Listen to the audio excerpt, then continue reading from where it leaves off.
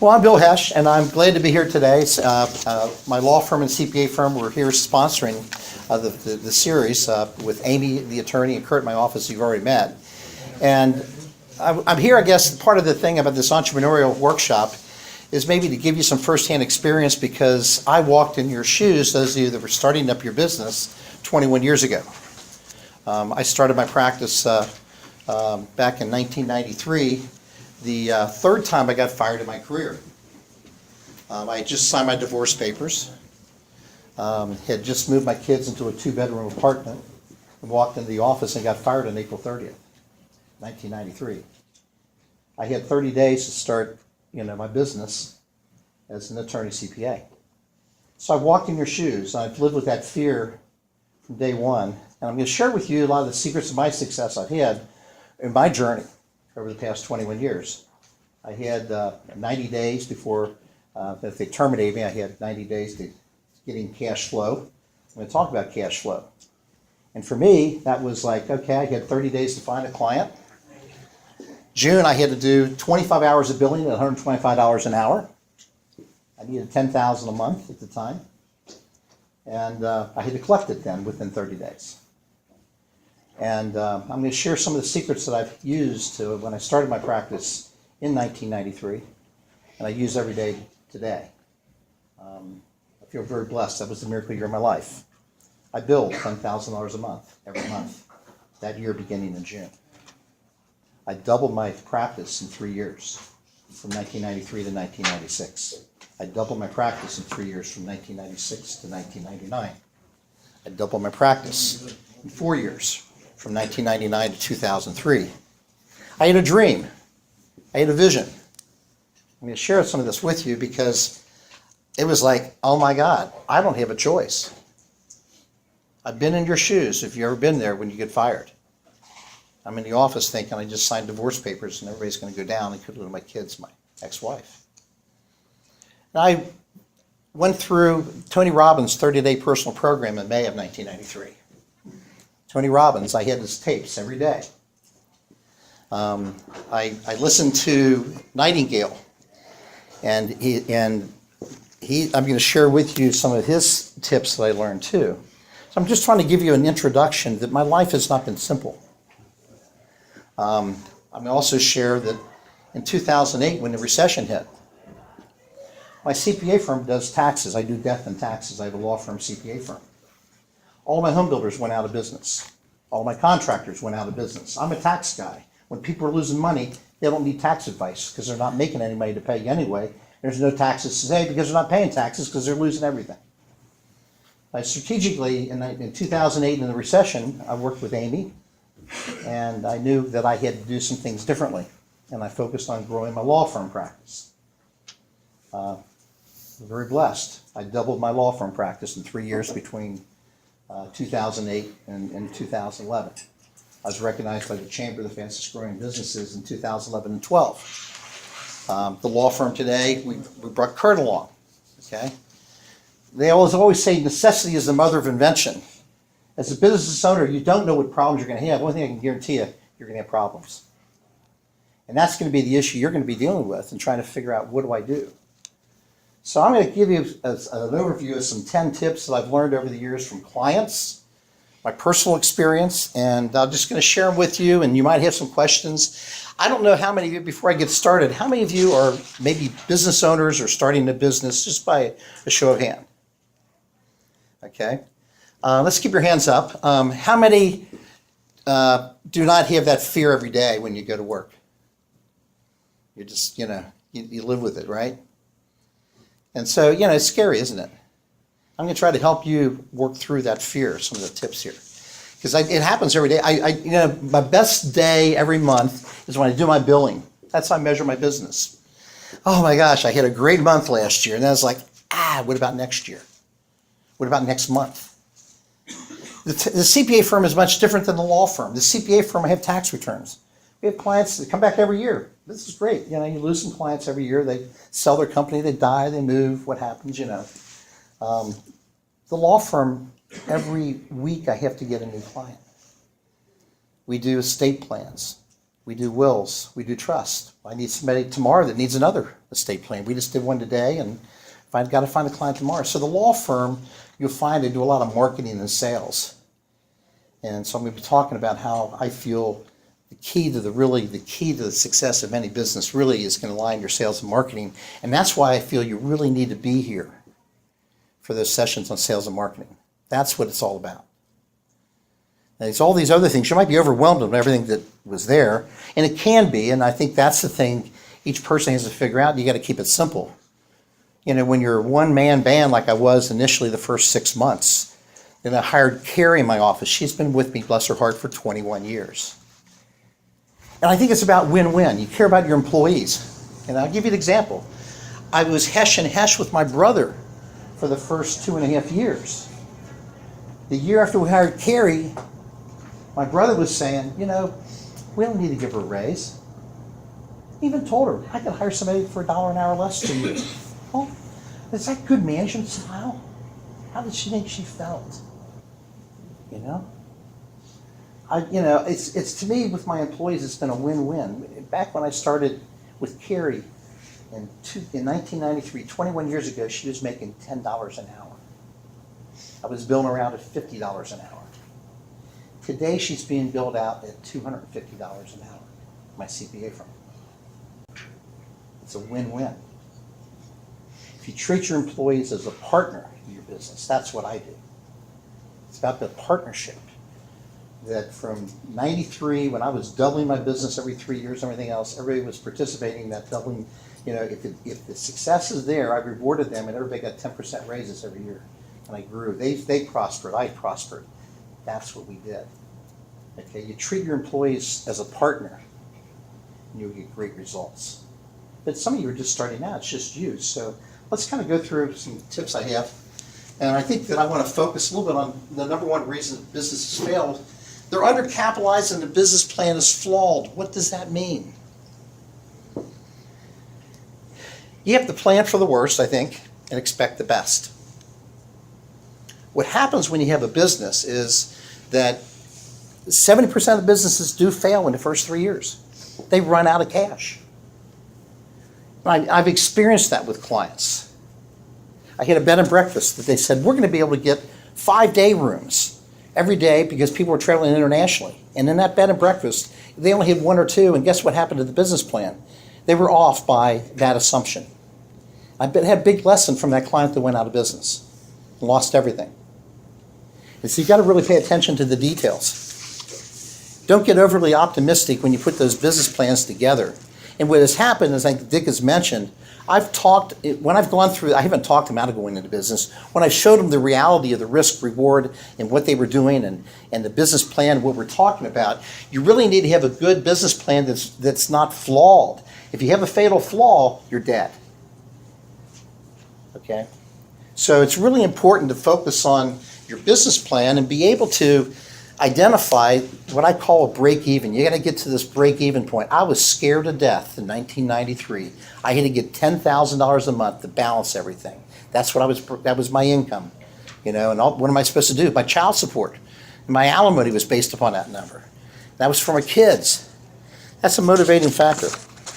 So the other thing I wanted to point out is that one of the biggest mistakes small business owners make when you're starting your business up is you spend your money first and you run out of money, then you go out and try to raise money.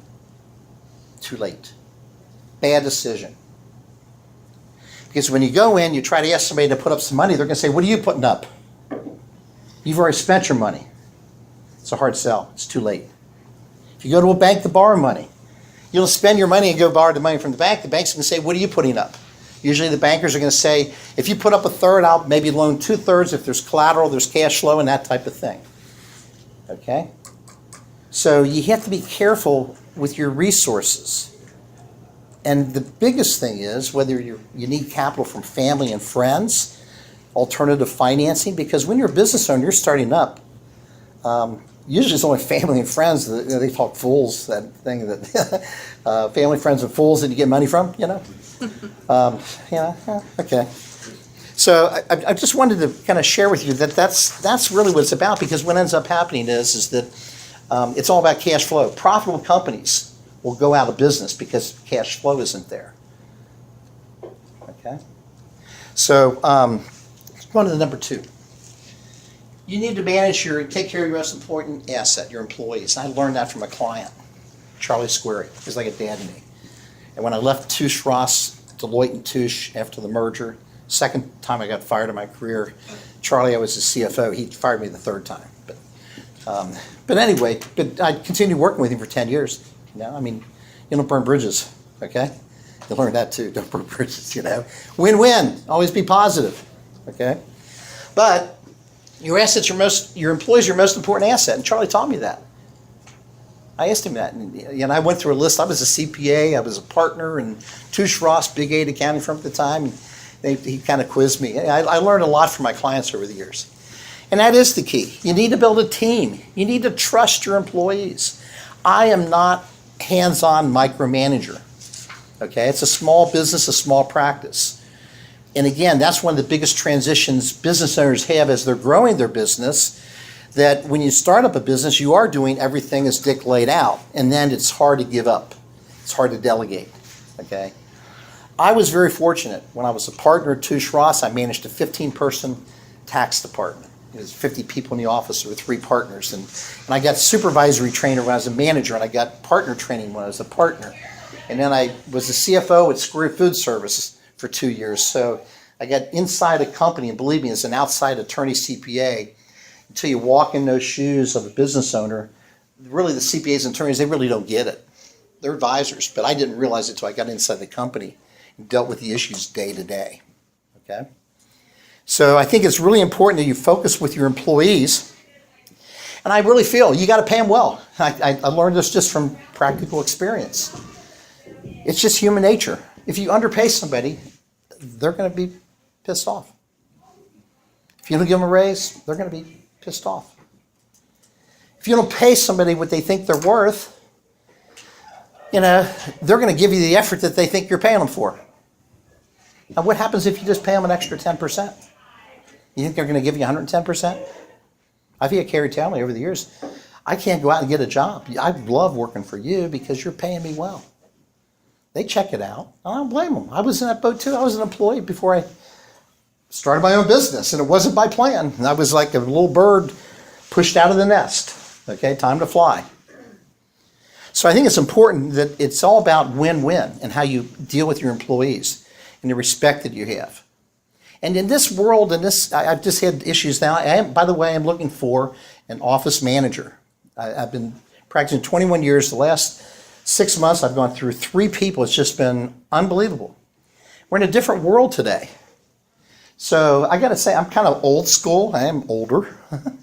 And younger generations are different. So what you might think they want, what you think that you want, how did I say that?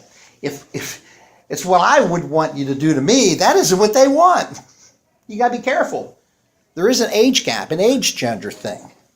What's important to different people. So it's really important to communicate with your employees and identify what do they want? Where do they want to be?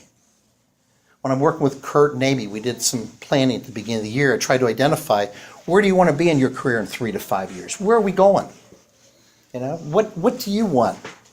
How are you going to grow professionally? Are we doing the right things? Okay?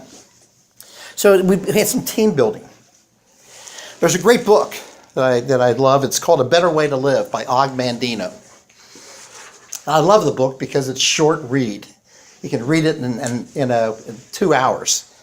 He has a chapter, and each chapter has different lessons, and one of the lessons is give more than others expect, and you will be justly rewarded. I wanted to share the little story because my son happened to take it with him in Europe when he was in Edinburgh, Scotland, in college. He'd just taken a semester off because he got in trouble. And he was working at a bed and breakfast, and he read the book. And his job was to get the bags from the people. The buses came into the little hotel, and he'd unload the bags, and he fixed the afternoon tea. And he said, I'm going to try this out. I'm just going to be the best busboy and baggage guy that I can be. I'm going to really hustle. I'm going to be fast. And he did it for a week. In 1 week. He said, and he called me because, Dan, this is incredible. I got all kinds of tips. Everybody was smiling at me. They were really happy. Okay, and oh, you know what? The manager said, you know, Bill, you did such a great job. I can't give you your own room, but I can give you your own bathroom. He wanted to reward him in 1 week. Okay? And you do that to the people that are important to you. Okay? Your family, your friends, your employees, your customers. That's what's important. It's how you lead your life that's important at the end of the day. So these are all intangibles that you aren't going to find in any of the business slides you've been going to. But to me, this is where it's at. This is where success is at. And that's why I wanted to share some of this with you, because that is where it's at. I'm going to go on a little bit more. Successful owners do what things they do not want to do. I learned that in the 5th grade. I had a teacher that every day we had to read our, I don't know if it was history, and we had to read the book and memorize it. And we had the book closed, and she would go through the reading for the day. We had to study it so we knew what was in the book. We didn't really want to do it, but she said, you know what? It's all about habits, and that's what I learned from that. We are creatures of habits. If you want to be successful in whatever you're doing in life, your personal life, your career, your family, your kids, or whatever it is, it's all about the habits that you have. And the problem that most people have is they're overcommitted.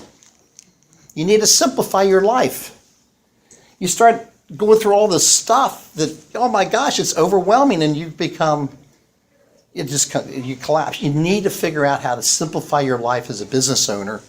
But it does require you need to have time to do the extra things for your customers on a daily basis. I learned this back 30 years ago. What's the number one reason they fire attorneys and CPAs? They don't return phone calls. Guess what? My clients have my cell phone, and I tell them, call me. Now think about this. Any attorney, CPA, they're in meetings half the time, so you call their office, what are you doing? You're leaving a message, call me. You're playing phone tag, right? Imagine if I say, you call me direct, and guess what I'm going to do? Half the time I'm not in a meeting and I answer your call.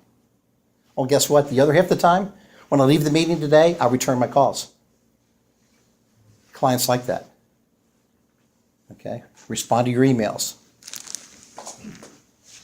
Sales and marketing, I'm going to share the keys to achieving a viable business. And really, this is what it's all about. When I look at what I've been doing over the years, I do 20 different things. I don't do one thing to be successful in my business. I put the list together several times.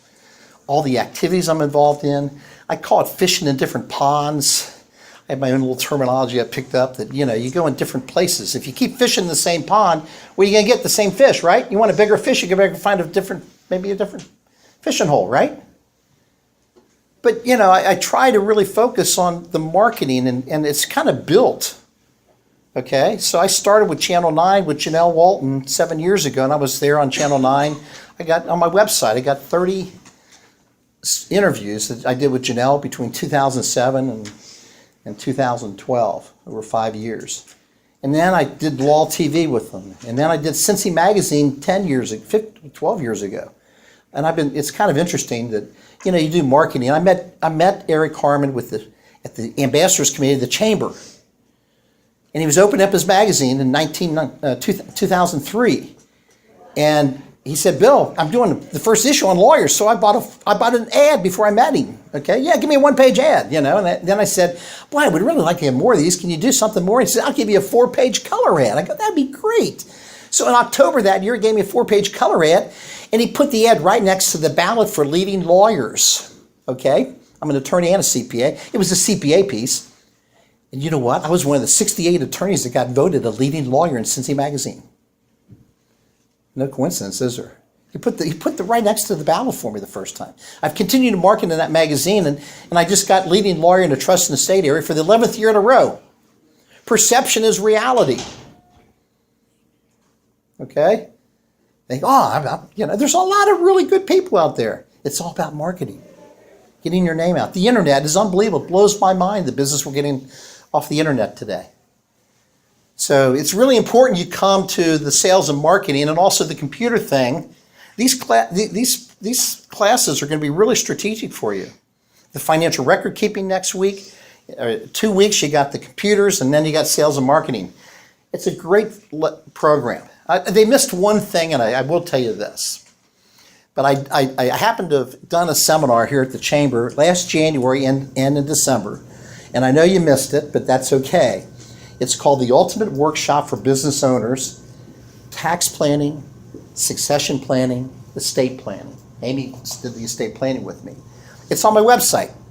We did a video of it. So you can go and see it. Each 1 hour, it's a 45-minute segment on each one of them. That's from January, and then there's an audio for the ones that are from December. So we got 2 presentations. It's on our website, Heschlaw or HeschCPA.com. And we talked about that. Maybe that'll be another session we add into this when we do this program again.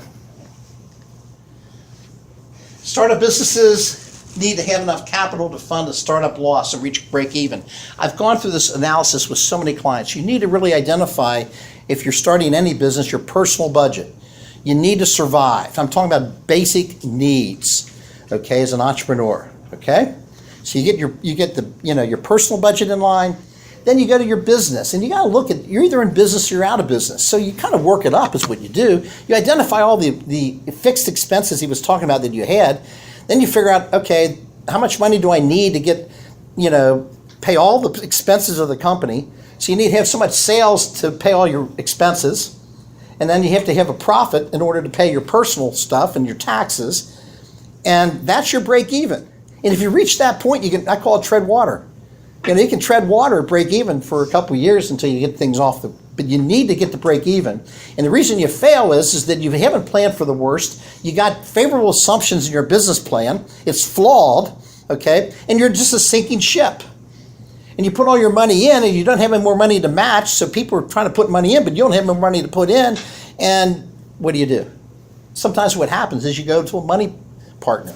So you have a money partner in your business, but what I'm trying to share with you is get the money partner up front if you're cutting it close.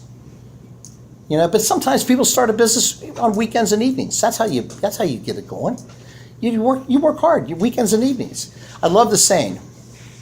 There's a lot of people that work hard that are not successful. There's very few people that are successful that don't work hard. It's going to take a lot of hard work. Okay? And this is the other key to keeping your customers. Talk about the outside perception, all your marketing and stuff, whatever you're putting out there. When you're doing your marketing, you're going to hear about this. You're going to be identifying that what are the benefits of doing business with me. That's what differentiation is about. What are the benefits that you have of doing business with me?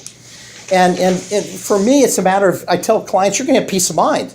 I'm striving for that. And also, I'm pretty daggone good. I'm a good tax guy. I've been doing it for 40 years. I shouldn't say that. I was supposed to say over 30, but now you might figure out how old I am. But anyway, that's what it's about. And so you need to identify the customer's expecting that. And that's the thing, businesses fail because if you bring a customer in and you fail to deliver, you lose the customer and you lose all the referrals off those customers. One simple thing that we did in our law firm is a really simple thing we picked up. We bring somebody in, do a estate plan. We say, oh, by the way, do you have family or friend that needs to be doing this? Well, yeah. Okay, well, what's their name? Okay, sister, brother, mother, parent. And can you introduce us to them? So we have a client coming in that wants to do an estate plan. We try to get 2 of them out of it. Sometimes we've gotten 3 or 4. It's a simple strategy. In other words, your customers, if you're in a hair business, you ask for referrals. You figure out whatever strategy you are to get people to refer you clients, and you give away, you get them in. I give a free half-an-hour consultation to every client coming in the door. If I have a meeting, I get a client 80% of the time. Because half the time when I talk to them, they go, Bill, nobody's ever told me this. Because I'm really good in delivering what I tell them that we can do. That's what it's about. And this is a great thing here. There's a book called $1 Million Habits by Brian Tracy. And these are the 3 things that are successful. These are the 3 questions he asks if you want to become a millionaire. What does the business owner enjoy doing? In other words, if you're going to be a business owner, you ought to enjoy what you're doing. I have a different theory on that, okay? I'm in business to make money. I agree with Dick, okay? I didn't go to all this education in law school until I was 28 years old, working full-time, going to law school for 4 years at night so I could do a tax return. That does not excite me. The money does, okay? And to do an estate plan, I mean, that wasn't really why, I wasn't as a child thinking about, well, I wish I could do estate plans for people, No, but you know what? It makes me feel good. What you do is you look at what you're doing and you make something really good and fun out of it. It's like that old thing about you make, lemonade out of lemons. Well, that's what it's about. I would tweak this a little bit. In other words, whatever you're doing, if you can't make it enjoyable, then you got a problem, okay? Number two is, are you really good at what you're doing? What the business needs you to do. Because you're not really good at it, then you got a problem. And the way to solve that problem is you identify what you're good at and you surround yourself with people that are good in the other ways. Amy's very detail-oriented, and Kurt, that's what I need. I'm really a sales guy more than, I have to really focus, like Dick's saying, I can do that. I can turn it on. It's kind of right brain, left brain. I'm on both sides. And sometimes you got to be focused. It's like doing the term paper. Oh my gosh, I got to do it. You do it the night before. I'm like that. I've done that. The third question is the most important. Are you willing to pay the price? My God. I have so many business owners that they sacrifice their family. They sacrifice their spouse. They're married to their job. Did a program called Life Success. They're just starting it up. First weekend in March. Life Success Seminars. Great program. If you really want to learn how to put balance in your life, that's what it's about. It's about win-win. I've worked with clients, and I've worked through their divorces, and I've worked through their pain. I hear it all the time. What price are you willing to pay for that success? So my tax practice, I don't work day and night in tax season. We don't work Saturday. I might go in for half a day Saturday. I might stay a little bit till 6 or 7. But I've been doing that for 21 years. I could work. I learned that when I was an employee. I could work day and night. But you know what? I'm going to go home and enjoy my family. When I was young, when I was younger, my kids were younger, I enjoyed my kids. I was close to my kids. It was painful when I went through the divorce with my kids. Okay? They're adults, and I've had all the adult problems you have with kids. So I've gone through the whole spectrum. I've seen it all. Okay, we'll move on. This is another issue, too. It's a mind game. Okay? Does the business owner have the mindset to manage this work-life balance, this stress? Another thing, I've always worked out.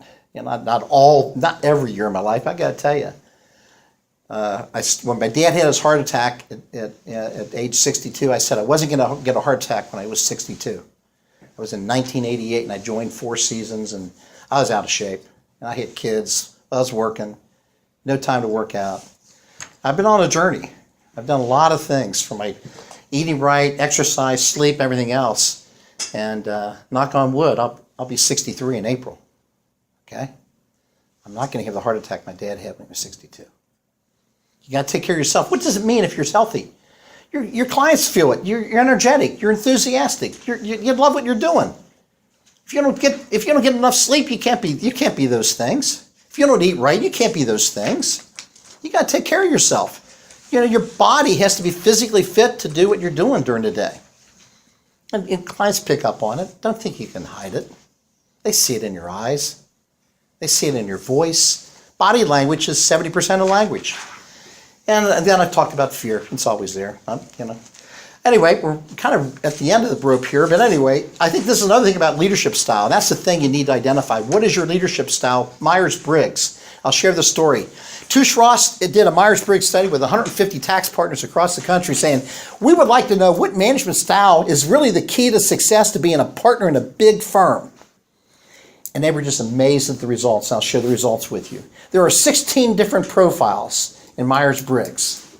And all 150 partners were evenly distributed among all the styles. There was not one style that was dominant. And then they talked about different presidents, whether it's Reagan, Carter. Everybody has a different style. Queen Elizabeth. Okay? Everybody has a different style. You've got to identify what your style is, what your strengths and weaknesses are, and surround yourself with people that have the strengths. And typically in a small business, you got an inside person, an outside person. You got a salesperson and a production person, manufacturing person. Who's doing the work? In my office, I got Kurt and Amy. They're getting the work out. And I tell everybody, they do all the work. And I kind of consult. I kind of identify the plan, but they do the work. I can't do a tax return on the computer. Yeah, 40 years. I haven't done it in years. I delegate everything. Okay? I got Carrie, Kathy, I got Kurt and Amy, and they do all the work. I bring in the business. It works great. It's a win-win for everybody. Keys to success, and I think this is something I'll just share with you. You try to have a success every day. If you do that every day, then you have a successful week. And if you have, put 4 weeks together, you have a successful month, and then put it together. That's how you have a successful year. It starts by having a successful day on a consistent daily basis, okay? And I'm going to share with you, too, because that thing with, that I was sharing about with Nightingale, it's called The Strangest Secret. You got to Google it. I did last night. And what this is about is, it talks about what you become what you think. And it's about positive thoughts. There's also a book called The Secret. But he talks about that people that start out in a business, only 5% have goals. And those are the ones that are successful. He talks about that. Goals is the key for a business owner. Okay? But only 1 out of 20 succeed. Okay? And he goes through, it's a really good read for you, The Strangest Secret. Because I used that back in 1993. That was one of the other things too. Because that was when I was saying I wanted to build $10,000 a month. And God took care of the rest. It was a miracle year in my life. I also said in 10 years I wanted to build $1 million. And in 2003 I built $1 million in my practice. It was a miracle year too. So I wanted to share with you that, to me, a lot of the things that we're talking about are intangibles that go hand in hand. You got to do the proper planning and everything else. But it's like Calipari and the Cats. You can have a good basketball plan together. He's aggravated all the time at the players because what? They're not executing. You can have all the best plans in the world. You got to have the mental mindset, the attitude. All this stuff that I'm really into, I got to tell you. But it's one of those things. And life success is the last one down here. It says your success will be totally proportionate to the commitments you make and keep. Your results reflect your intentions. Believe me, you're exactly where you want to be in life. This is what life success talks about. If you want something different, well, get off your butt and do something then. I'm planning to. Now do it. That's what it's all about. Get out and do it. If you want something different in your life, that's what the second one's about. If you always do what you've always done, you're getting always the same results. You want a better relationship with your spouse? Do it. Do it. With your kids? Do it. Just do it. That's my message. Thank you for coming. How many of you are going to be coming back next week, I hope? Most of you? Okay, I'm going to be here. I don't know if Kurt and Amy, I got to have them work, but I'm going to be here. I'm going to be available to talk and coach you a little bit if you want to during breaks and everything the next few weeks. But thank you for coming. Any other wrap-up or anything that we need to do? No, thank you. Next week, we're talking about financial statements and what the numbers are telling